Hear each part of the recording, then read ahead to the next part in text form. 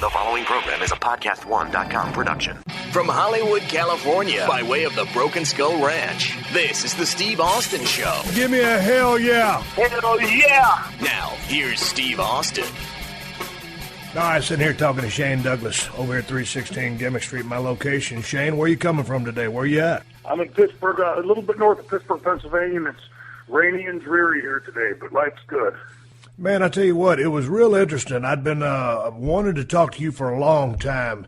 And if you go back to, our careers back in WCW, and I guess we kind of briefly were in the same place, same time in ECW, and it's not going to be a smoke-blowing session, but you and I, as soon as I met you, and then we all of a sudden started working together, and we started feuding when Flying Brian and I started the Hollywood Blondes, and you and Ricky Steamboat were an established tag team. But man, we always got along right off Jump Street, and we always had a blast working with each other in the ring. And I've always respected your work in the ring and the promos. And I really want to get to a promo section later on in the conversation. But then along the way, you really hit some hard times during your run in ECW or coming out of ECW. But there was just a period of, normally in an interview, you kind of talk with someone and shoot the breeze and kind of get all relaxed. But with that being said, you and I have been on the phone for about 3 or 4 or 5 minutes just shooting the breeze while you got into better reception. But about a week ago, I interviewed a guy named Chris Bell.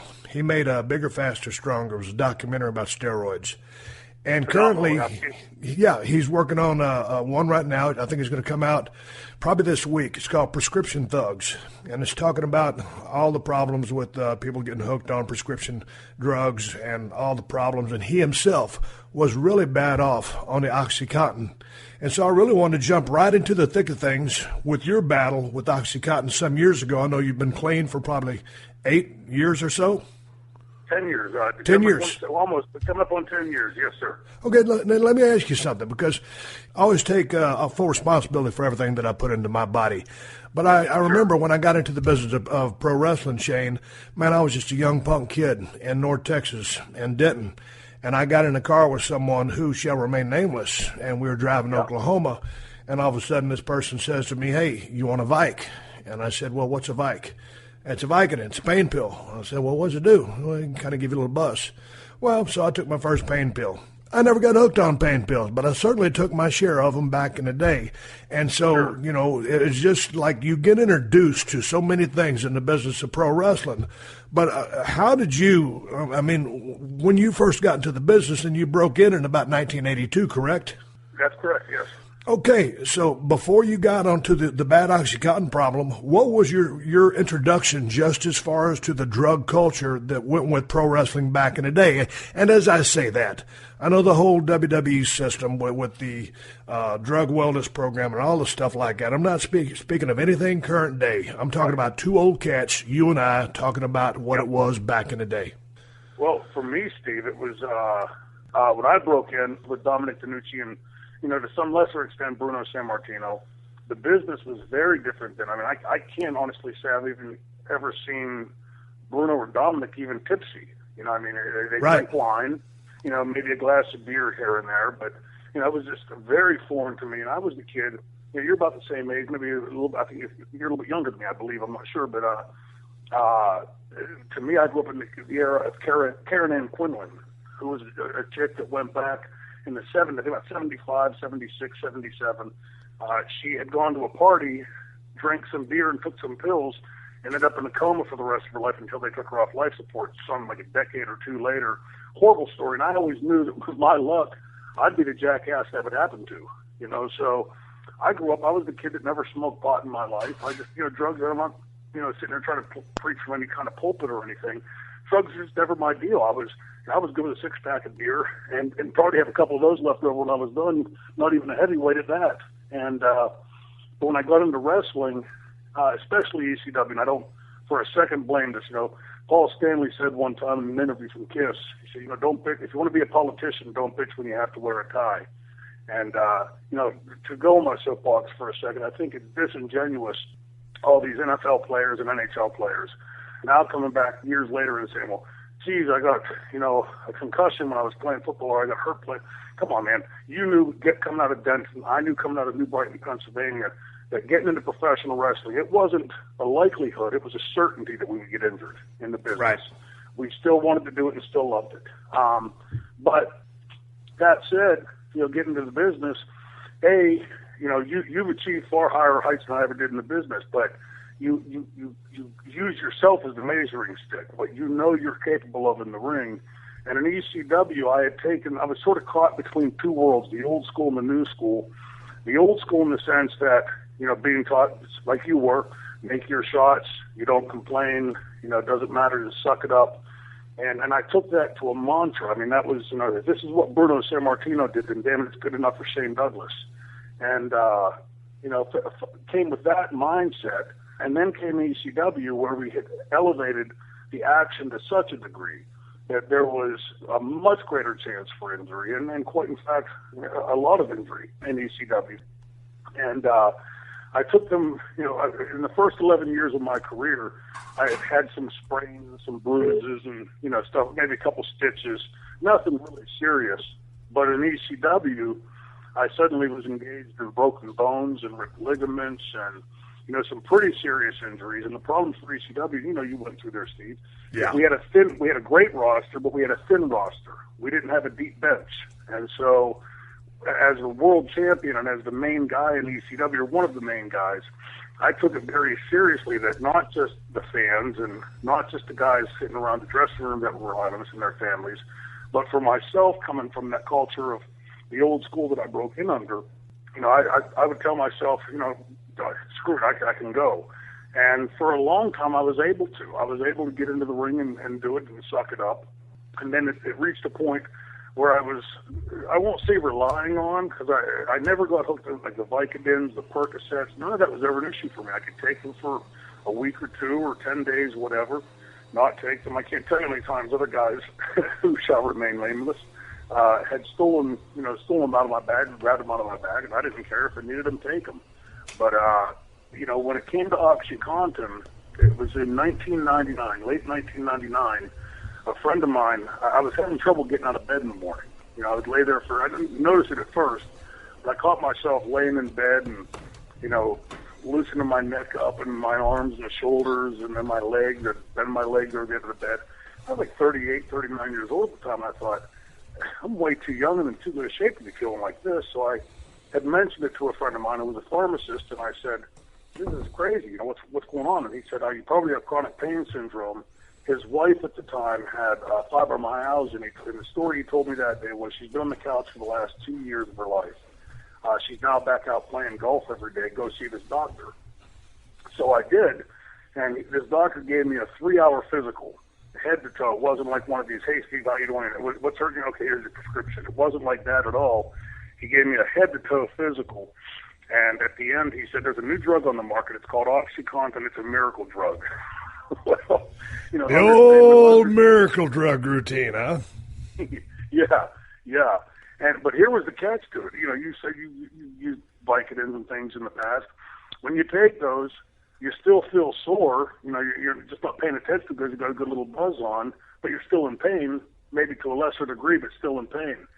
That first OxyContin pill I took, I was pain-free. It was like it erased the pain. And that first day, I remember I went to the gym and I worked out like an animal. Went home and cut the grass and washed and waxed mine, my ex-wife's car. 1 o'clock that morning, I'm downstairs painting the basement. I just felt so damn good physically. But I didn't notice like any kind of like Vicodin feeling, like that buzz or that euphoria. Right. It just didn't have any pain. And the rest, as they say, is history. So then what did the dosage escalate to? I was talking to Chris Bell. I think he was telling me he was taking 20 OxyContin a day. Now, from my understanding, and I think they came in different pill dosages, or 20, 40, or 60 milligram or whatever. But, I mean, how many of these things were you eating a day?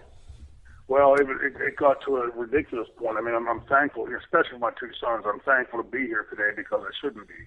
As often as we've seen in our business, at the end, I was thinking they're in 20 milligram increments, 20, 40, 20, they double, 20, then 40, 80, they call them big green monsters. And at that time, they had 160 milligram big capital on the market. They just taken off the market because too many people were dropping dead. Like I didn't give them a clue. But at the end, I'd get a prescription of them for 60, and it would last me a day and a half. I was taking 17 80-milligram oxycodone 3 times a day, so 51 a day. Okay, so, man, you're taking that amount of pills. All of a sudden, man, as soon as you get your prescription filled, it's going to run out. So how were you able to keep facilitating the habit? Where were you getting all the pills from? Black market? Black market, doctor shopping. You become a slave to it. You know, here I was a kid that had never done drugs in his life, and suddenly I'm spending 24 hours a day, 7 days a week on this hamster wheel trying to figure out, okay, I've got to go on the road for 3 days, so I'm going to need this many, and I've got to go see this doctor and this doctor and this doctor. It's just, insanity. I mean, they teach them to get off that crap that it's all insanity, and I was insane as they come. I was just, trying to hold everything together, trying to hold a marriage that couldn't be saved together, trying to be a good father, trying to maintain a career, trying to keep it hidden from everybody, and out of the shame of it and the concern that I wouldn't be able to wrestle again, whatever. And here I am stuck on this hamster wheel, and what do you do? Well, you had a similar story because Shawn Michaels mentioned, when he was kind of, and I don't know what pills he was doing, probably a lot of somas, but, I believe it was his son came up to him and says, "Oh, Daddy's tired again." You, in one of your interviews, said, I guess it was a period you were throwing up, you were sick, it was something going on, and your son came to you and said, "Oh, Dad, are you sick today again?" And all of a sudden, you put 2 and 2 together and realized, like, hey, the kid's smart, he knows what's going on here. And that was a big inspiration for you wanting to get off the stuff. Yeah. Well, first, it happened, coincided, my second son, Caden, was born December 6th of 2005. And my younger son's birthday is April 6th, also the 6th. He was 4 and a half. He would be 5 in a few months. And he had been pretty oblivious up to this point. I would try several times every month to go cold turkey. I tried rapid opiate detox. I tried that buprenorphine garbage. I was trying anything and everything. What I wasn't getting was any kind of support. Everybody around me, at work I was being told, if you're taking pills, we're going to fire you. My wife was telling me, if you're taking pills, you'll never see your boys again. And this whirlwind was going on around me. I was just trying to get my nose up above the waterline. But my youngest son was about 2.5, 3 weeks old at the time. And Connor, my oldest boy, came walking in, and I was laying in the bed in another one of these, awful sicknesses that, I used to be, what's the word I want to use, unsympathetic. Right. People say, oh, you're going through, withdrawal, whatever. Okay, well, you deserve it or whatever. And now, having been through it, I've got more sympathy than anything else in the world for it, because you literally wish to die. And my older son, Connor, who was 4 and a half at the time, came walking in weeks after my younger son was born. And he looked at me, he stood there for about 2 or 3 minutes just staring at me, and he said, I opened my eyes, and he said, "Dad, are you sick again?" And it was just like a punch in the mouth. It was a wake-up call that I needed. And I committed that second. Like, this is it. It's either going to kill me or I'm going to get off it. And I left home. I told my wife a lie that I was going on the road, and I left and went over to Orlando. I was living in Sarasota at the time. Went over to Orlando, checked into the hotel that TNA kept his boys in to sleep in, and paid for a week. Told the guy at the front desk I was going to be working on my book and I didn't want disturbed for any reason. Went over to Walgreens right across the parking lot and bought a roll of duct tape and duct taped the curtain shut. Took my last dose and laid down for what I was hoping would be, a quick, run and done. And I laid there for about 8 days in a puddle of my own puke and shit. Just too weak to get to the bathroom. But finally was able to kick it, thank God. And if you said right now, Shane, I'll give you $10 million to go through it again, I'd think about it for a second, but I'd definitely turn you down.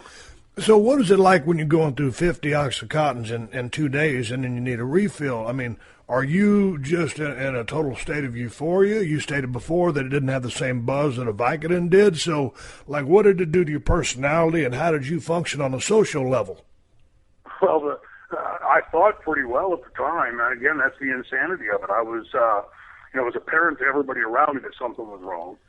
They may not have known exactly what it was, but, people start to guess and they start to put 2 and 2 together, and suddenly it becomes not that you're hooked on a drug that a doctor prescribed to you, but that you're hooked on heroin or you're hooked on cocaine or you're a crack addict or something.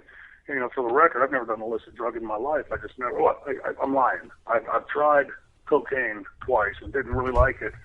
I mean, I should say I liked it, but I'm too damn much of a cheapskate to go out and spend $200-300 what I can get with a $6 six-pack, So, but it was. I thought everybody around me was oblivious, and obviously they weren't. And again, that's the insanity of it. But I was trying like hell to function to any level, and failing on all fronts.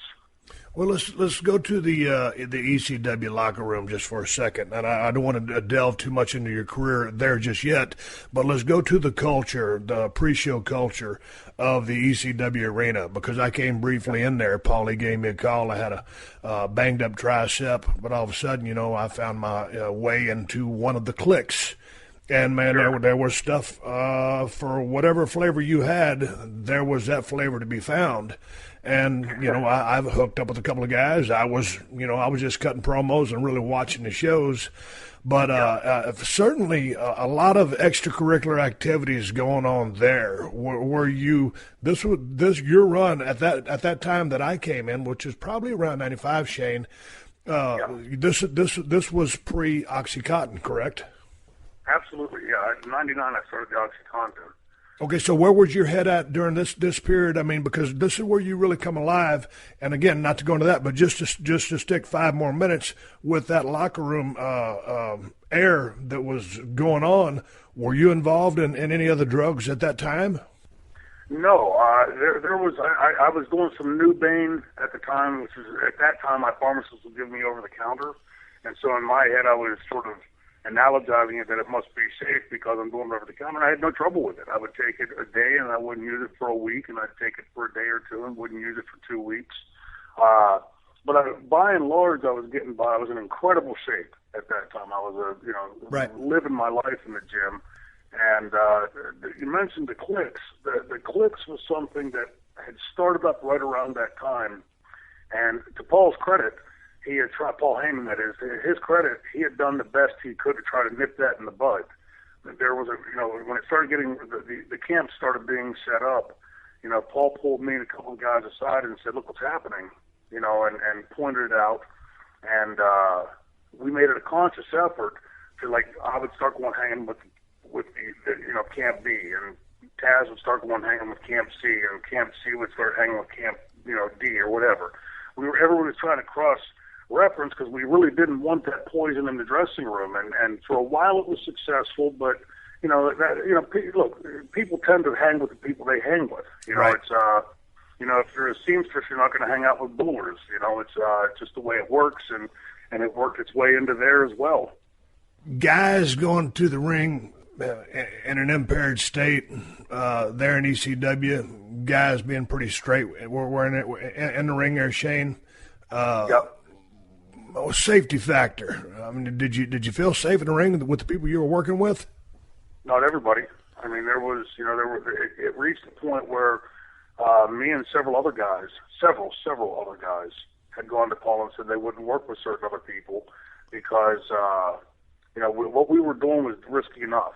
We were breaking bones and tearing ligaments just on the game of it, and suddenly it's ramping up. We're having, Brian Lee and Tommy Dreamer at one point had a scaffold match where they were fighting over stacks of tables that were stacked on top of each other 40 feet in the air, and Brian Lee ended up having to take a bump off one of those.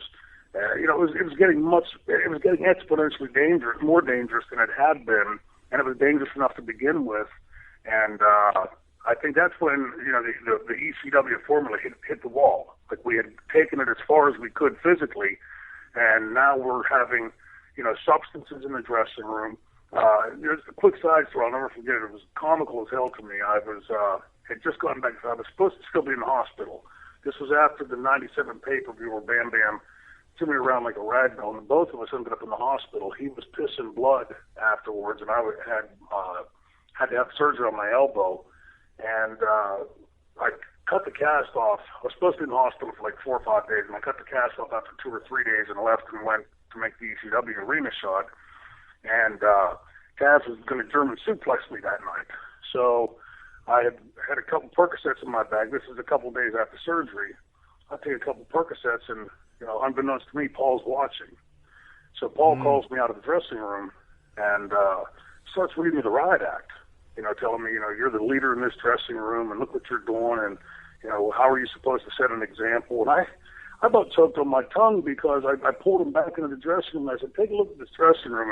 And in one corner, somebody was shooting Nubane. And in another corner, somebody was snorting cocaine. In another corner, somebody else was doing something else. And there were 4 or 5 guys out back smoking pot at the time. I was like, and you're gonna point out to me that I'm taking 2 doctor-prescribed or Percocet, Yeah. Sort of surreal. Hey, let's finish up with this one. What was the final way that you ended up getting off the Oxycontins? Because I listened to you tell the story about going into that hotel room, and it was all a front, and you were still with TNA, and you couldn't crawl to the bathroom like you said. You'd piss and shitting on yourself. So, but you did end up checking into rehab to kick this stuff finally, right? Yeah. When I left the hospital or the hotel, I think it was on the 7th or 8th day. I think it was 8 days I was in the hotel. And I started telling myself, man, you're just going to die in this room. You got to move. So you kept saying you were waiting to like if 6 days would go by. Okay, tomorrow I'm gonna feel better. Day 7 would come by. You're looking for day 8 to feel better. You never felt any better. Why was that? Never felt. Well, your body gets so. I've been taking it for a little over 5 years at that point. Oh, Jesus Christ! That long on that high of a dosage? Yeah, well, it wasn't that high the whole time. Okay, worked up to it. That's what it excelled at the very end. But I mean, my receptors were saturated, and again, my medical school backing. Your body only makes what it needs, and so if it's getting something that's chemically similar to endorphins, which are your feel-good hormones, it stops making it. And so on the 8th day I left, made myself drive back home and just was trying to make myself move. But Steve was like climbing Mount Austin or Mount Ararat or something. I was trying to get to the top of this mountain. I couldn't get there. It was just like an elephant on my back. And 6 weeks later, I still felt crappy as hell. I was, when you're sick, I always tell people when you're sick, you have bad flu, whatever. A couple of days from now, you might feel 10% better, and you're turning the corner. Right. I never felt any better. If anything, I was starting to feel worse. Less and less energy, and I had none to begin with. So about 5, 6 weeks after I left the hotel, I took myself down to Sarasota Memorial Hospital and went in and the emergency room, and I said, "There's something wrong with me." I told them the whole story. I told them, straight shoot on everything. And they said, "Well, we're going to put you in the detox center." I said, "I don't need detox. I'm detoxed for 6 weeks right now. Something's wrong with me. I thought I'd fucked my insides up." Right. And so they put me in the detox center for like a day or two, and then they realized that I wasn't needing to be detoxed. They put me in the hospital for 34 days. TNA had amazingly kept the story quiet. And there were 2 guys in the hospital, 2 orderlies, whose names slip me at the moment, but if they're listening to this, I want to thank them because they were huge Shane Douglas and ECW fans. And I asked them, I said, "Please, guys, I want to keep this under wraps." I wanted to get in there. Every day I was in the hospital, Steve, I expected somebody to turn, a reporter or somebody to turn that corner, and they didn't. TNA had kept it amazingly quiet, which is why whenever I went back, Dixie had asked me if I wanted to go public with it. And I told her that I did, that I felt there was a big story to be told there. And I knew that it was happening to me. It was most certainly happening to other people. And if I could help in any small way to avoid what I had been through, I was 2 thumbs up for that. Well, you said there was one good thing about, if there was one good thing about OxyContin, was that it had no acetaminophen, so it wasn't that damaging, I guess, to part of your internal organs. But what was it about it that the rehab was able to help you with? Did they put you on like Suboxone or a methadone type thing to wean you? Because, I mean, theoretically, you'd almost gotten yourself all the way clean. But when you checked in there, you still got all these shitty symptoms. Why did you continue to have the symptoms? What did they end up doing for you from a medical standpoint that you had not already gone through? Well, it's a great question. They had the first thing was they tried to put me on that Suboxone, and I refused it. And then they talked about methadone, which I refused. And I would refuse. They kept coming in with all these different ideas, and I could, fuck that, no way, not doing it. And at that point, I was on the journey. And so for me, if it took a year, 5 years, I figured it took me 5 years to get myself to this point. If it takes me 5 years to feel great again, so be it. But I'm not going back to anything. I'm not getting reliant on anything else. And what they did, the most important thing they did for me in there was they made me comfortable with, I think it was Ultram. Your body mimics it. It's part of the reason, it's part of the insanity of addiction or physical, in my case, physical dependence, that your body begins to mimic the symptoms trying to get you to take that drug. Right. And so I was in a, like touching my skin hurt. There was about a week or 10-day period where I was just in agony. And had somebody put an oxycodone pill in front of my face, I'd have snorted it through my nose if I had to. Right. And so they kept me comfortable, and then from there we started talking about what I was going to do to be able to live the rest of my life pain-free, or managing the pain is probably a better way to put it. Right. And that's why I spent most of those 34 days doing, Steve, was putting together a plan that so far has worked very well, and has allowed me to. For me, it reached a point where, because I had never been the guy to take drugs, where I had gotten to the point where, I would say a good 6 to 12 months afterwards, they're always, you're driving down the road, and for no reason, a little voice in your head would say, you can go take some OxyContin, you're fine now. And I'd have to, just keep pushing that monkey back off of my back. But at about 12 months in, I would say, I stopped thinking about it. And, a lot of these guys, they'll count the number of days. They'll say, 1,322 days clean, or whatever it is.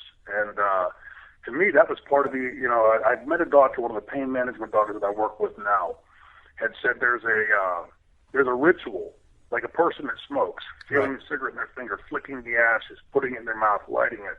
There was a ritual to the whole pill-taking thing. Right. And so, when I got broken of that and put far enough behind me, it became a distant memory. I mean, as I talk about it today, it's like I'm talking about another person and another lifetime. It doesn't register like it was me, but it obviously was. And I'm thankful to be able to be talking about it today, because the first doctor that I met, when he asked me how much I was taking, I told him, and he said, "You're mistaken. You mean in a week, because there's never been a dose a documented dose that high that didn't kill somebody." Right. And I said, "Doc, I'm not bragging to you. I'm telling you the gospel truth." Because my thinking, Steve, was for 5 years I tried to get off it my way, and I failed as spectacularly as you could possibly fail. And so they'd have told me to stand on your left foot and pick your nose and holler hooty hoo. Yeah. I was going to do it because I was getting off that shit, and had a great team of doctors there that certainly helped me steer me in the right path. I've heard, several tales of some of the boys give an outrageous number of pills, and it's just like, I'm like the doctor. It's almost hard to believe. So with everything that you put your body through in ECW, and we're going to get to that, but now, as we speak, are you on any kind of pain management system, or is it just you, Shane Douglas, going down the road doing your thing and in a different place? No, I wish I could say that. I'm still on an extensive pain management system. A good friend of mine who used to wrestle, Cody Michaels, he's a chiropractor. I see him several times a month. I go to a good massage therapist here in town. His name's Christian, who does great sports massage. I do deep tissue massage. I do home traction. I've got a home TENS unit, and I do occasionally take Ultram when it gets really bad. I just recently started taking a supplement from a company called It Works. A friend of mine gave it to me a couple months ago, and I thought, it's going to be more garbage like all of them are. Right. And I started taking it like today and yesterday and the day before. It's been really rainy here in Pittsburgh, and this is the kind of weather that would really get my pain levels up. And I'm feeling about 85, 90% normal. So whatever it is I've been doing and everything I've been doing, I'm sticking to, because it's working, and my heart goes out to anybody that's on that path right now, because it's a hell of a fucking ride if you survive it. These days when you get out of bed, Shane, sometimes I'm not a morning person. It takes me 2 big-ass cups of coffee to get out of bed. And when you were on OxyContin, before you got there, I mean, you were having a hard time getting out of bed. How is the wake-up process for you these days? What is your morning ritual? Because it seems like some of the guys that have been around for a while, and you lasted longer in the ring than I did, but what's your morning ritual? Just to get going, just to get functioning, and say, okay, world, I'm ready for you, because I'm pretty grouchy, and I'm not worth the shit until I have my couple cups of coffee and get going. But sometimes I need a crane to get out of bed, but that's only here and there. What's your process? Yeah. Well, I've got the same horrible addiction. I get up every morning and I make a real strong cup of espresso, and that gets me started. To be honest with you, my mornings are pretty normal routine now. Other than I get up and do my coffee, and I take my morning supplements every morning. I take magnesium. I take just about every vitamin and supplement you can think of. But other than that, my boys give me the reason to get up and run. I am a morning person. I like getting up about 4:30 in the morning.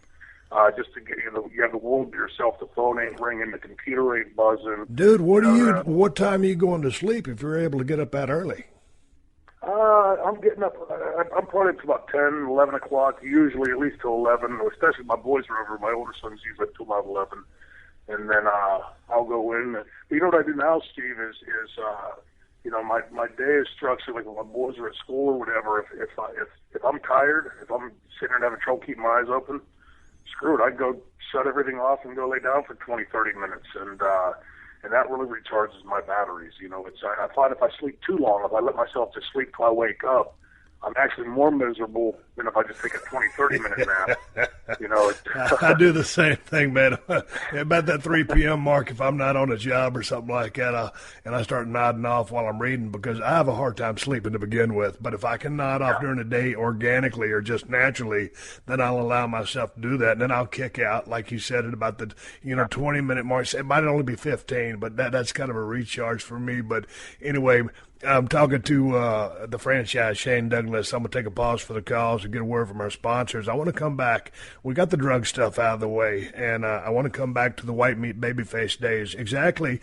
Actually, before those days, you coming out of Bethany College and growing up in that Pittsburgh area, obviously idolizing Bruno Sammartino, your decision, you're college educated. You got a degree in philosophy and history. So you decide to get into the squared circle. I want to come back and discuss these things with Shane Douglas. The Steve Austin Show. The Steve Austin Show.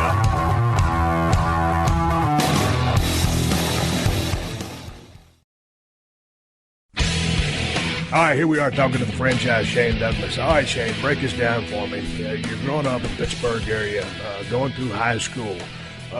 What sports are you playing? When I was in high school, I wrestled the entire time through high school. I was wrestling, but the school that I went to, New Brighton High School, didn't have a wrestling team. So I was wrestling out of the club out of Warren, Ohio. My mother, bless her heart, used to take me to every single week.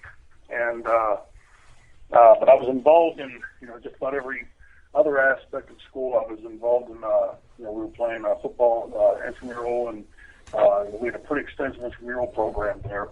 But wrestling was my sport of choice. In fact, it's coming up in September. Las Vegas is going to have the World Championships, and I plan on being there because it's I hadn't been around it for the time I was a kid, but whenever I was about 3 years ago, my boys started wrestling again, and it reintroduced me to amateur wrestling, and I became hooked all over again. It was just it reignited all the fire in me that I had in the first place to get involved in wrestling in the first place, and so I'm looking forward to the World Championships coming up. You're a bright guy, Shane. You go to Bethany College. You decide philosophy, history as your choice of studies. Why did you pick that? Well, it was public policy and management was my major, and minor was in management, and history obviously was a huge part of that. It was what I was interested in. But what path were you choosing to go down at that time in your life? Because you ended up teaching there for a while, but there when you first got in, what was your directive? What was your goal? What were you going to do with that degree? Go teach? My goal, no, it wasn't. I never planned on being a teacher. My original goal was to work in government. I had my plan. If I'd had a pencil at that point and could write my future, my plan was to graduate and go to either Harrisburg, Pennsylvania capital, or D.C. to work, and had always endeavored to run for office at some point. I was one of those guys, one of those dorks that just loved the social sciences, and the reason I went to that, Steve, was I was going to be I always wanted to be a doctor, and I had a chemistry teacher in high school in 10th grade. His name was Mr. Pobilski. He was a basketball coach, and he never, how do I put it without burying the guy? He liked to flirt with the girls in the classroom, which were all of our friends and girlfriends, and they would write their names on their test papers and go up and ask them a question and start to flirt with them during the tests, and they'd end up with A's. And I would struggle my ass off and struggled by with a C+. And my thinking at the time was not realizing good teaching to bad teaching. Hell, kid, if you can only get a C+ in high school chemistry, you sure as hell can't go to medical school. Right. And my next love was the social sciences, and I segued over to that. I watched my mother and father work, especially my mother. My dad was a railroader, worked a hard job, but he loved it. My mother worked in a medicinal plant that made tubes where you get like an ointment at the pharmacy or something. She made those tubes. And bless her heart, she worked her ass off. And I used to go watch, like, a couple times I was able to go in and watch her work, and I thought, brother, I couldn't do that job. Right. I wasn't that tough. And, I knew from a young age, even though I was the first person in my family to go to college, I knew I was going to college because I wasn't going to do that. And so that was what took me to college and why I had segued into the social sciences and excelled at it. I graduated cum laude from Bethany, and, had I been anywhere near the student I became when I was preparing for medical school, I would have, probably been a summa cum laude. I look back at it now, but I had a hell of a lot of fun in college too, and wrestled the entire way through.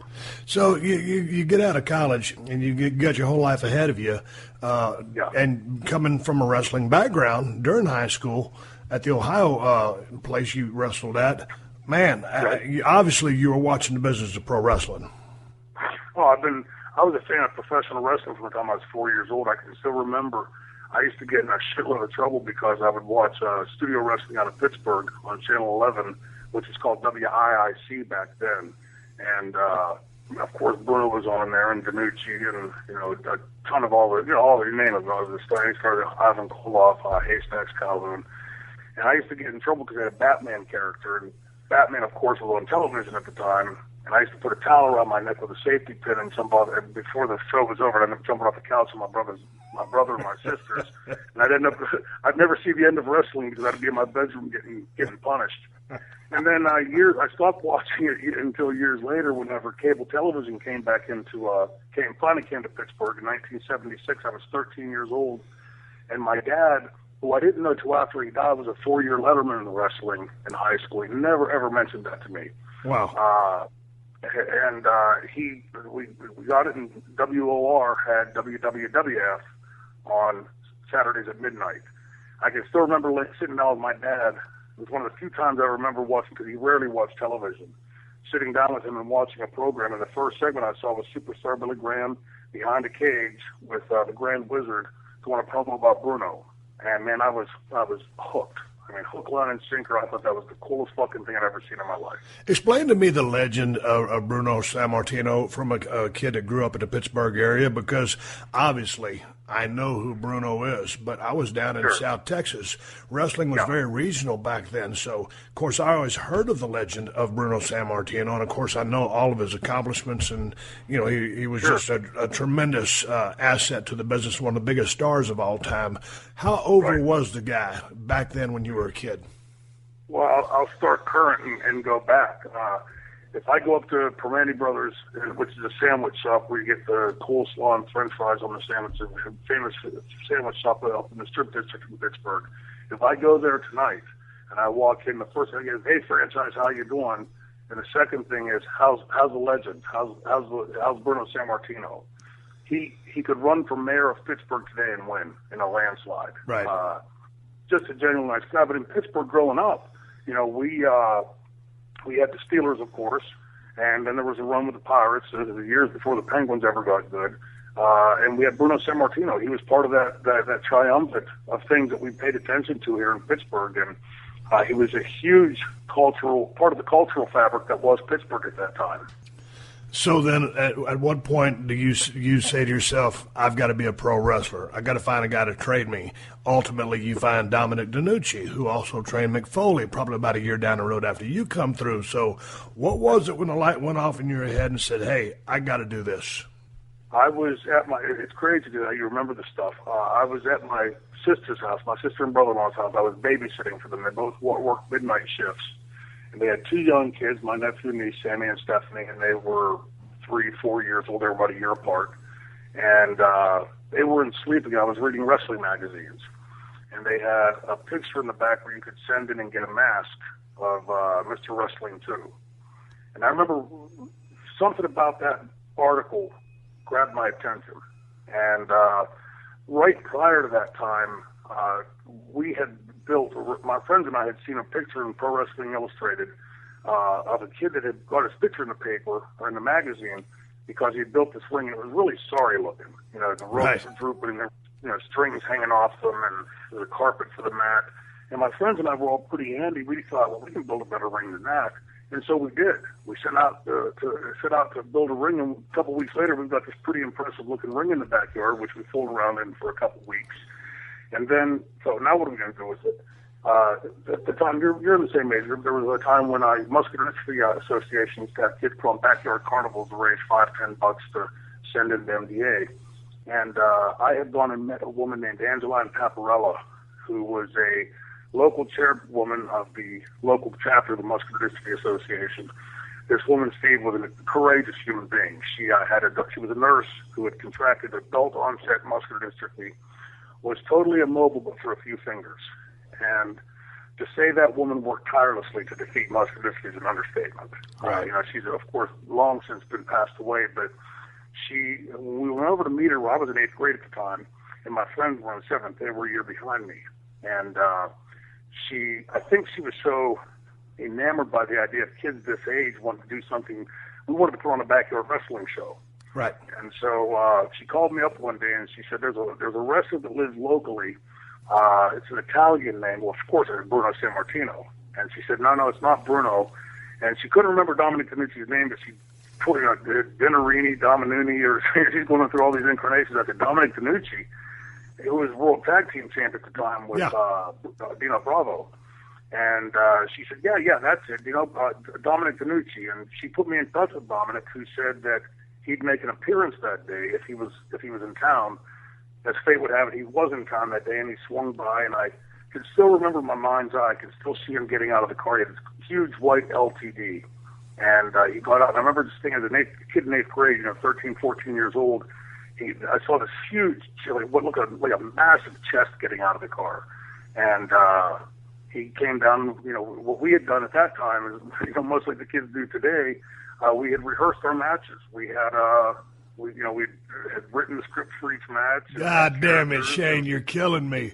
This is probably 81 or 80, and you're already scripting a match. This is not the Shane Douglas I knew in WCW. We were calling everything in the ring. Please continue. But that's how we did it, and Dominic got involved in a couple of matches. I think he was really taken back, and seeing kids go out and really did a good job of putting on a show. We ended up drawing about 50 people to the show and drew a couple $100. That's awesome. And then after the show, we were out front of my friend's father owned the bar, and he allowed us to set this up at the back. We were out front taking a picture, a group photo. My brother-in-law took photos that day, and Dominic asked us how old we were. And I said, I'm 14, how old are you? And he laughed, and he said, you never ask a wrestler how old they are. And he told me that day he was 48. And my guess is he was probably lying to me then, but Dominic's still around and kicking, still in phenomenal shape, and one of the nicest guys I've ever met in my life, and I'm blessed to have known him and been trained by him. Long story short, what was his training camp like? My time with Chris Adams, we were basically doing a lot of tumbling, a lot of flat back, stuff, slapping the mat, and just a modicum of chain wrestling. Maybe you're going to be the same story as mine. Really, is more on the job training. It was a foot in the door. I basically learned the basics. And I wasn't smartened up until my first match at the Sportatorium on live television. So how long was this camp? What were you guys focusing on? Well, Dominic didn't have any length to his camp. When you paid to go, which he never charged me. Now I'll tell you that story a little bit, but I would go. He had me get to the school early. I'd get there late. We started at 7 a.m. on Saturdays and Sundays, and I'd get there about 5:30, 6 o'clock, and clean the school up and make sure everything was clean, the ropes were tight, and the ring was cleaned out, that sort of thing. And he would start off. We would do a lot of calisthenics, a lot of running the ropes, a lot of stuff for wind. And then Dominic was real expensive on the chain wrestling because he had been a silver medalist in Olympic trials in 1956 for Italy. Oh, and wow. would have gone, except back then you had to pay your own way. And of course, he came from a very poor family, didn't have money. That's why he emigrated. And so he was extensive on chain wrestling.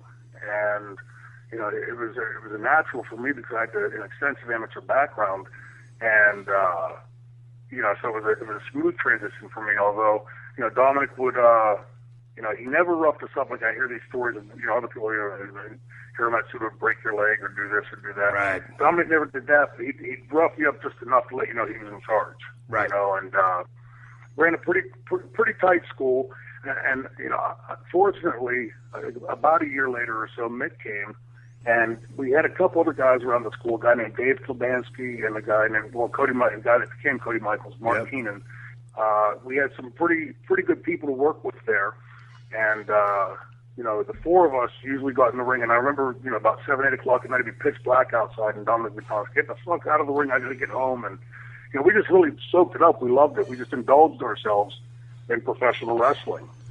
So were you wrestling, doing local shows? I mean, because, or was UWF your first stop? And if so, how did you get there? Well, UWF, I believe, was in 85. Through my college years, 82 to 86, until I left to go to UWF, I was wrestling on the weekends, not every weekend, but 2-3 times a month at least. Dominic would have shows or be connected to shows in Lorain, Ohio, Youngstown, Ohio, West Virginia, down in Charleston, and Fairmont, West Virginia. My first professional match was in Fairmont, West Virginia, Thanksgiving Day, 1982. And same thing. Dominic never smartened any of us up. And Mick Foley and I once Mick came, he'd always put me and Mick in the curtain jerk, the first match. Yep. And Mick and I are standing in the hallway at the Warren, Ohio. Strange how it goes full circle, back to Warren, Ohio again. And Mick and I are standing in the armory. We're standing in the hallway getting ready to go out for the match. And somebody yells, kayfabe. Well, as silly as it might sound, I honestly thought, and so did Mick, that somebody was yelling for a woman named Kay. And, so we just kept right on talking.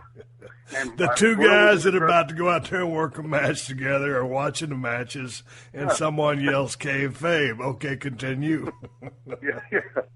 Bruno Sammartino's in the dressing room, Johnny Valiant, the Samoans. Oh, wow, hell of a crew. Yeah, from Dominic and Bruno's generation. And somebody yells kayfabe again, louder and a little bit more terse. And Mick and I pay no attention to it. Oh, and my. I remember thinking at the time, somebody's looking for this bitch named Kay and you can't find her, and they're going to be pretty pissed off here in a second. Dominic comes walking over with those big mitts of his and smacks us both in the ear and pulls us by the ear to the shower and goes, in his broken English, he's been here for longer than I've been alive and he still can't speak English. Yeah. He said, you two superstars, I think you're so special you don't have to kayfabe. And I said, Dominic, I don't know who this lady kayfabe is. And he went to smack me again, and I covered my hands up. I said, why do you keep hitting me? And he said, you don't know what kayfabe is?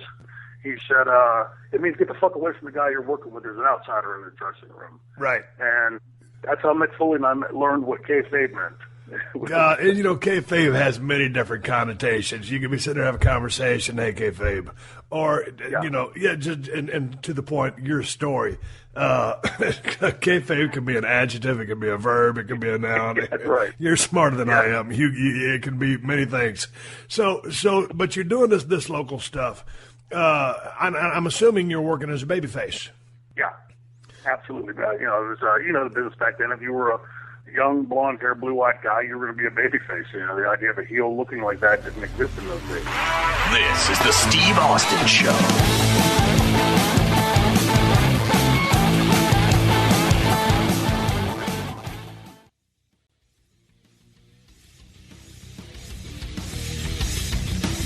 Okay, let's go to UWF, because I mean you probably learned a lot from Bill Watts. I would imagine your stay there wasn't too long, and also how connected or how close did you become to Eddie Gilbert at this time? Well, Eddie Gilbert's actually giving him a break in the business. Dominic had called. He was good friends with Bill Watts, and Bill was trying to go national at the time with the UWF to compete with Vince, as Vince launched the WWF. And so Dominic started running shows up in this area, and he sent a hell of a crew up. He sent Chris Adams, who you know, Eddie Gilbert, Terry Taylor, Missing Link, Buddy Roberts, Bill Irwin, I was going to say Scott Irwin, Bill Irwin, and Dark Journey and Missy Hyatt. So sent a hell of a crew up, and they worked the second half of the show. And we opened up the show with Dominic's students. And one of the last days, Terry Taylor and Eddie Gilbert pulled me and Mick Foley aside out back of Clarksburg, West Virginia, in the Armory there, the Nathan Goff Arena, and said, had you ever thought about being professional wrestlers? And I'm sure you were much like we were. We never thought we were good enough to be professional wrestlers. It was okay to goof around locally, but we weren't that good. Right. And Eddie had ended up calling me about 2 weeks later, which coincided with the time that I graduated from college, and my school loans were coming due.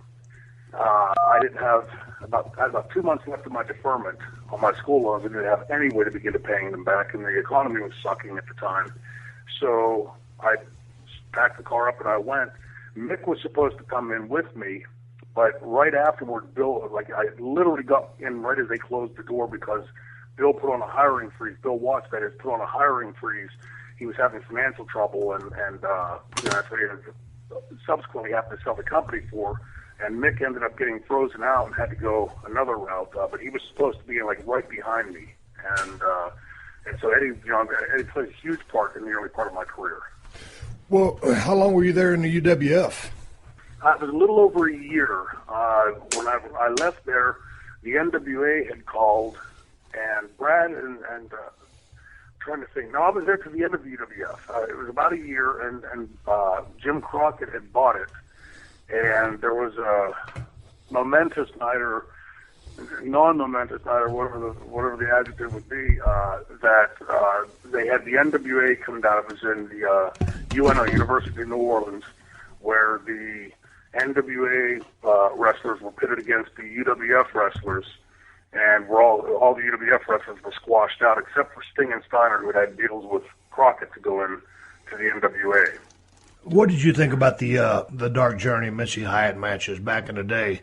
Because, dude, I had just started getting Mid-South and Power Pro Wrestling, and then it went UWF, and like you said, it quickly folded.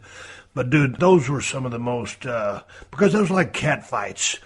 And those girls were awesome. And I'd like to think that those girls were a big part of drawing some of those houses. That was a hot angle. Absolutely. The fans ate it up because you had two damn good-looking girls that were built like brick shithouses, both of them.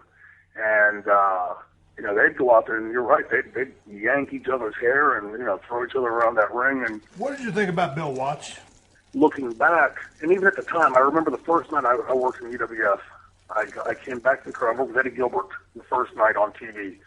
And I came back to the curtain, and Bill was standing there a little bit to the left of the dressing room door. And I walked to the curtain, and he's got his hands on his hips. And Bill's a pretty big, imposing guy. As I walked towards the dressing room door, I went to walk past him, and he said, "What the fuck was that?" And I stopped dead in my tracks, not sure if he was ribbing me. My thinking at that moment was he was ribbing me. My first night in, I'm going to get ribbed. And so I looked at him, and I gave him this little nervous grin, ready to say something. And Stevie came at me like a dog to a bone, and pinned me against the wall, screaming at me. And I was pissed off and scared, but the level of his voice, I thought he was going to come to get my back and get out on fire. He was pretty hot. What was he hot about? Well, that's what I started listening to what he was saying. He wasn't just yelling to yell. He was yelling, "Never turn your back on your opponent. You don't do this, and find a goddamn camera." He was yelling directions at me. Right. And I picked up on that pretty quickly. And so from that point forward, I knew sort of how to stay out of Bill's way and to not get his wrath. And any time he came at me like that, I paid attention. we all make a million mistakes. I tried like hell not to make any of them twice. That was the big thing with Bill. All right, you're over in the Mid-South Territory. Bill Watts is running it. You're a white meat babyface. You're a prime candidate for someone to get some heat on. So Sure. I'm imagining you took your fair shellackins in.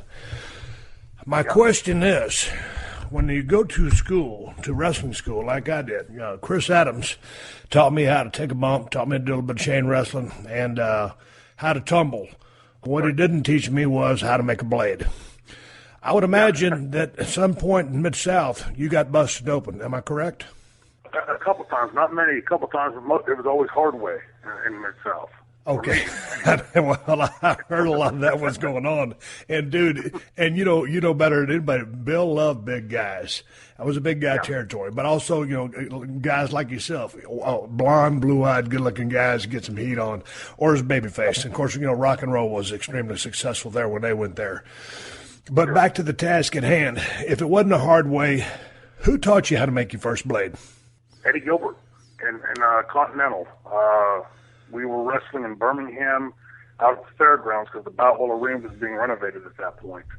And he came to me, and this is when they first started doing the Lord Humongous, Shane Douglas Dean Cousins, which is Sid Vicious, obviously.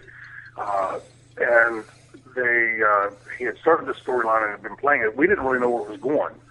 He hadn't yet revealed that Sid was supposed to be my cousin. And there was a match one night where he set it up to where Sid got to the building late, and I was going to be out there wrestling the Moondogs. And we were going to forfeit the match, and I said, no, I'll go out and wrestle it myself.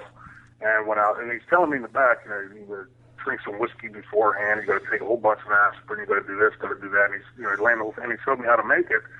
And, so I got the first time not having any idea what I'm doing, and had a bloodbath out there. I'm running up and down the hall before the match. I get my blood flowing, and the young and dumb kid, and bled like a stuck pig out there.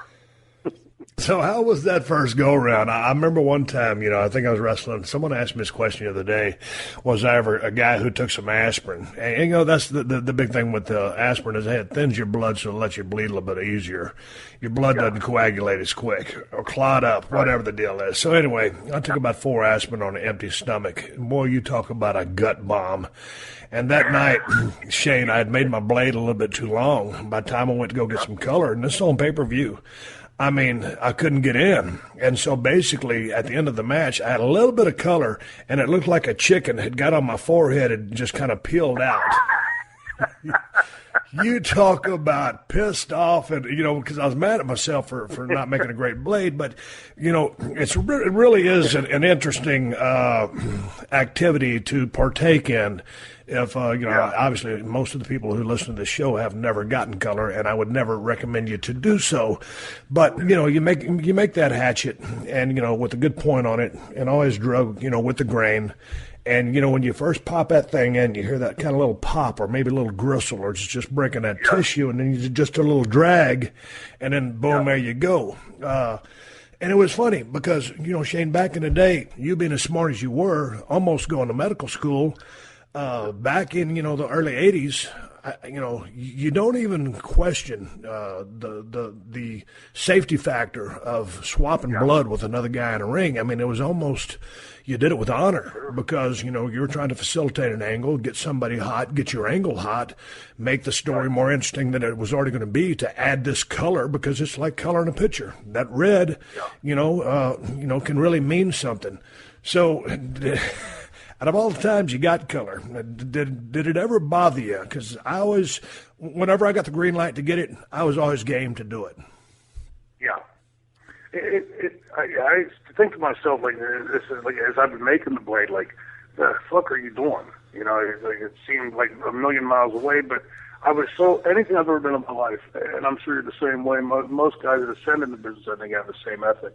If you commit to something, you commit to 1,000%. And so if I was going to be a wrestler, by God, I was going to be the best damn wrestler I could be. I wasn't going to be half-assed, or if I wasn't any good, I wasn't going to stick around. I just always wanted to be the best at whatever I did. And the way we came up in the business, that's how we did business. And, like you said, it was almost with a thought of honor. It never bothered me until, I would say, right around the time of ECW when it was becoming so egregious that to me it was just getting, there was no point to it. It was right. like, you know, there's air in the room. Okay, well, there's blood in the ring in ECW. It didn't really much matter. And it didn't elevate the match. As I was watching them from the dressing room, I'd watch the monitor, and I wouldn't see what I thought should evoke a response in the crowd. Right. I wasn't seeing that. So I made the conscious decision there to not do it. And it was the first time I remember thinking to myself, you know, this is several years after the whole AIDS thing started, which happened right around the outset of my career, thinking to myself, like, this isn't safe.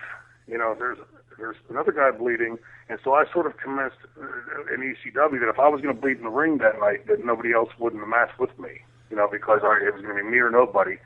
And, you know, it's funny how the ECW fans now, looking back at it, how they hold such reverence for it, because I remember at the time I took a ton of heat. You know, the fans said, oh, you're a pussy, you're afraid. You know, it had nothing to do with that. It meant nothing. And if I was going to do it, if I was going to disfigure myself, you know, I was going to sure make sure it made sense and evoked some response in the audience. I didn't want to just do it to do it. You know, I never endeavored to have the dusty forehead. You know, I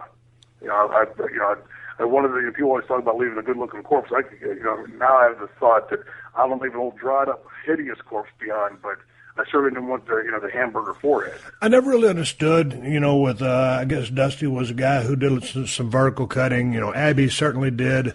I never did understand the guys who went vertical. It was big in Puerto Rico as well, kind of a regional thing. Yeah. Man, the way, you know, the skin on your forehead is, go with the grain, and it's going to scar less. And so, you know, and again, you can look at my forehead today, and I got color on several occasions. I got fortunate to have good skin, make good cuts, and it is what it is. But I just, the idea is as interesting with the slight bit of pain that goes with the horizontal, the vertical, has got to be times 10. It just didn't make sense to me. Yeah, same here. I never got it. We had a kid one time, and this is way back before I even got my break in UWF. We're wrestling in a place called Poco, West Virginia. And the reason I remember it so well is on the high school gymnasium wall, they had their mascot, which was the polka dots. P-O-C-A dots. Jesus Christ. You know, you need to find something a little bit more intimidating than a polka dot. But there was a kid named Irish Mike McGee who wanted to cut that night, wanted the blade. And Dominic looked at him like he was nuts. There were like 100, 150 people in the audience. What's the most matter with you? And he told him no. He said, you can't use a blade. So we're getting ready to go to the ring, and he's digging through the garbage can. This is back in the day when they still had the pull tabs on the beer cans and pop cans. He's digging through the garbage and found a pop tab, or a beer tab, pop tab, whichever one it was. Yeah. And took that to the ring and scarred himself up with. And I remember him saying in the dressing room with me and Mick and the rest of us in Dominic's school, you know, I want to have that forehead. And I go, well, geez, man, it's not necessarily my thinking, but, you know, apparently some do. So he wanted to look like a grizzled vet. Yeah. Dude, the key is, you know, my goal was always to be a pro wrestler, and I didn't know what heights I would take it to. I just wanted to be a pro wrestler. Right. But that being said, you know, I knew I wasn't getting into a ballet session for 15 years. Probably going to feel a little bit rough, but other than that, I just wanted to be a wrestler. I didn't necessarily, you know, of course, I went through the fanny pack stage. I went through the clutch bag phase. I went through all the phases that the boys go through, but just coming out looking like a wrestler with the carved up forehead wasn't on my list of things to do. Yeah, mine either, Steve. I just, you know, like I said, I try not to sit back and judge people. You know, who knows what was going through their head. Like Dusty, in his case, I know that became part of his gimmick, you know, that he was going to bleed, and same thing with Abdullah. And don't get me wrong, man, when I speak of Dusty, I got nothing but respect for him. A guy everybody thought he was a little bit heavy set, man, or someone even be so bold as to call him fat. I ain't going to do that. Yeah. I'm just saying, I love Dusty Rhodes. He's one of my favorites of all time. And so, yeah, I expected color out of Dusty. And then I think it was Dusty that was wrestling in the ring in the Houston Coliseum when I saw my first wrestling match and fell in love with the business, and he was bleeding in.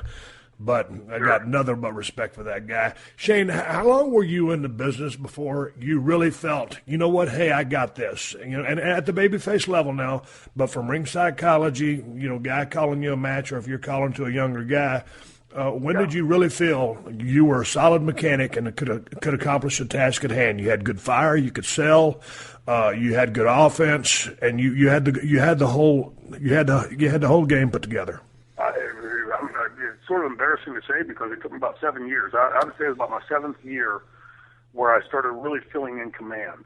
Now that said, the first 3.5 of that, I was, working just locally on the weekends and stuff. But still, about my 7th year in is when I still, to this day, get the butterflies before a match to go out and, give a good performance, that sort of thing. But back then I would get, really wound up before a match. Until about 7 years in, and then I started feeling comfortable going to the ring that, I could handle it, that I knew what was coming, and, that I could, if something went wrong in the ring, I could fix it and get back to it. But I'd say about 7 years. How long for you? No, man, I think I'm right along there with you. I gravitated to it pretty well. Once I got the repetition in and got into a weekly territory like USWA, because, dude, when you're working 5-6 days a week and you're in the same towns over and over again, you got to change everything up all the time. And you're working with established veterans that got 10, 15 years in the business. And, after that, you're riding down the roads and you're picking their brain and listening to all the stories. And so, your brain is like a sponge. But I would really kind of go along those same lines with you, that 5 to 7 year mark. By the time I'd got into WWF, making my short run through ECW, when I got there and they lit me up, first with the ringmaster, but when they switched me to Stone Cold, when I came up with that gimmick, that was kind of like, it was almost like Savage had spent so long in the minor leagues learning the craft and the trade that when he went to WWF, they just put a rocket on his back and he was ready to go. So I kind of felt like, I'd been in the business 7.5 years, pretty pissed off, big chip on the shoulder.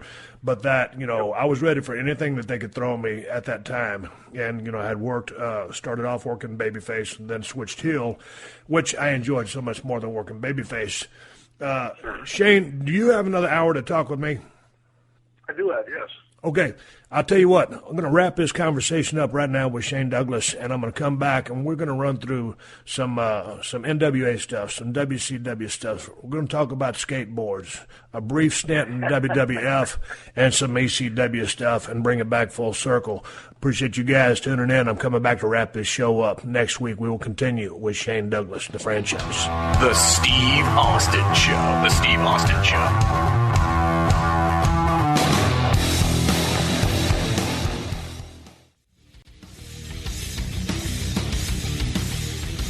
Looking forward to you guys hearing the back end of the conversation as it comes up next Thursday. And once again, thanks to Shane for doing a podcast. And it's good to be back in touch with the guy. It's been a long time since I've talked to him. And thank you for being so candid and very open with his struggles with oxycodone, one that he has beaten and overcome. So congrats to him for that and much respect. With that being said, let's move on down the road as we continue the process to close this thing down. I can't close it down until I give you a word of the day. And I was thinking about the word of the day, and I always try to go above and beyond the Call of Duty when I come up with these words, but it really gets hard because, some of the cool words that I had in the beginning, it's just hard to find them. So sometimes I think, well, let's try to go the scientific route. And you know what? I couldn't go scientific on this one. And I found the silver lining in the cloud just by going back to my first story, and it's a true story about having gas, not being able to fart in the house. So I went over to the Urban Dictionary, where I get a lot of my definitions from, and I just typed in the word fart. It's got 261 different names for a fart. So I'll give you a couple of them while I got the microphone running and in my hand. A fart, it could be also a one-man salute. Anal acoustics, anal audio, an ass blaster, an ass biscuit, ass thunder, or how about a ass whistle? How about this one? A turd whistling for a turd whistling for the right of way, backdoor breeze, a little backfire, bacon brownies, a bean blower, the belch from behind, blast off, blasting the ass trumpet, blow ass, blow mud, blow the big brown horn, blowing the butt bugle, Hershey the Wonder Dog just came over. What's happening, Hershey? Been talking about you the last few podcasts. The Bun Shaker, Burning Rubber, Busting Ass, the Old Cheek Flapper, Crack a Rat, Crack One Off, Crack Splitters, Cut Loose, Cut the Cheese, Cut the Wind. Here's one, Death Breath. That's the ones I was cutting the other day at the house that got me such a strong reaction from my wife. The Death Breath. Drop Ass, Drop the Bomb, Empty My Tank, Fire a Stink Torpedo, Fizzler Flamethrower, Flatulate, Flapper, Float and Air Biscuit, the Old Fog Slicer, the Foul Howl, Flagrant Fuzzy, Gas Blaster, Gas Master, Ghost Turd, I like that one, Gravy Pants, the Great Brown Cloud, the Heinous Anus, Hole Flapper, Insane and the Methane, Just Calling Your Name, Kaboom, K-Fart, Kill the Canary. Here's one, Lay a Wind Loaf, Lay an Air Biscuit, Leave a Gas Trap, Let Each Little Bean Be Heard, Let One Go, I've let a bunch go, Let One Fly, Let the Beans Out. So who let the beans out? Made a gas blast, made a stink. Shades of, what's his name? A mud duck, moon gas, nose death, odor bubble, odorama, the one-man jazz band, paint stainer, panty burp. Pass gas, pass wind, play the tuba, playing the trouser tuba, Papa Fluffy, quack, a rectal honk, a rectal shout, rectal trimmer, release a squeaker, release an ass biscuit, rim shot, rip ass, rip one, ripple fart, roast the jockeys. God damn it, I don't know where they come up with these things. Shit vapor, shoot the cannon, shopping at wall fart, silent but deadly. We all know that one. Singing the anal anthem. Sounds like a wampus cat. Now, if it was a cattywampus cat, you really got trouble. A sphincter song. Spit a brick. Spit one out. Step on a duck. Step on a frog. Stink bomb. Stink burger. Strangling the stank monkey. Stress release. Tailwind. That felt good. The closest you get to crabbing while standing up. The colonic calliope. The dog did it. The F-bomb. The stink's gone into the fabric. The third state of matter, and the toothless one speaks. And I'm going to end on that one right there. The toothless one speaks. That's my word of the day, and I guess it's basically some words that you could call a fart or whatever you want to do with them. You got to think, Steve, you ain't the youngest cat in the world. You're certainly not the oldest, and you're still talking about farting and bullshit and all the stupid shit that you talk about. And yes, I do, because I don't give a flying shit how old I am. I have a good time out here. You know what? God damn it, reminds me of that old George Strait song, Here for a Good Time, when he sings there in the chorus, I ain't here for a long time, I'm here for a good time. And that's all I got to say about that shit. Hey, let's wrap this thing up. I got some badass T-shirts over at the website, BrokenSkullRanch.com and ProWrestlingTees.com. Got koozies, all kinds of shit like that. Keep your drink cold, keep your hand warm. Guys, gals, I appreciate you hitting the download button each and every single week. Tell a couple of buddies about the show because we're cheap as a motherfucker. We ain't got no advertising budget, and that's the goddamn truth, and it is the bottom line. I got a Tuesday family-friendly show, and you got the Thursday Unleashed show, which you're listening to right now. If you subscribe to each show, 2 separate feeds, you'll get them both. You'll never miss a goddamn thing. Hey, if you want to support the show, the best way you can do that is to use my Amazon links. Because Amazon, when you shop on there, they don't charge you nothing extra. There's no hidden cost, no bullshit like that. They're not trying to fuck you. But if you want to support the show, because we do got bills to pay over at PodcastOne, you got to have the lights on. Stacy, all them people to put them shows together, they got to get paid. They got those gimmicks come to their mailbox just like you and I do. They call bills. If you want to help us pay them while you're shopping for something for yourself, and remember, there ain't no hidden fees, and you want to help this brother out, all you got to do is go to PodcastOne.com. click on the Keep Our Podcast Free banner, then find the Steve Austin Show button and click on that motherfucker, and it'll take you to all my Amazon links. Amazon USA, Amazon UK, Amazon Canada. Shop to your heart's content if you're going to buy something. I'm not telling you to buy nothing that you don't need. Money is too hard to come by these days. Hey, but if you use those Amazon links, they'll kick back a few ducats to the show and help us pay our production costs. Hey, folks, anyway, my name is Steve Austin. I'm coming to you from 316 Gimmick Street.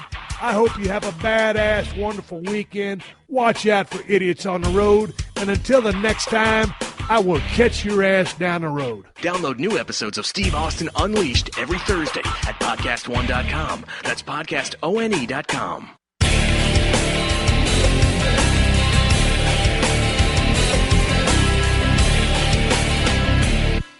See what hit blockbusters are streaming free during Popcorn Summer Movies on Pluto TV. Watch the first 4 Indiana Jones movies, or Minari and Maid of Honor. Plus, Pluto TV has hundreds of channels with thousands more movies, available on live and on demand. Download Pluto TV on all your favorite devices for free. Pluto TV. Stream now, pay never. Have you ever heard that story that Napoleon used the Egyptian Sphinx for target practice and shot its nose off? Or maybe you've heard that a French astrologer named Nostradamus correctly predicted nearly 500 years of human history. Or maybe someone told you that the legendary blues guitarist Robert Johnson sold his soul to the devil at a crossroads in Mississippi. These stories are what I like to call historical myths. Great little tales that may or may not have any basis in historical fact. On Our Fake History, we explore these historical myths and try to determine what's fact, what's fiction, and what is such a good story it simply must be told. If you dig stories about death-obsessed emperors, lost civilizations, desperate sieges, voodoo black magic, and famous historical figures you thought you knew, then Our Fake History might just be your new favorite podcast. If you dig it, then subscribe on Apple Podcasts, Spotify, Stitcher, or wherever you get your podcasts.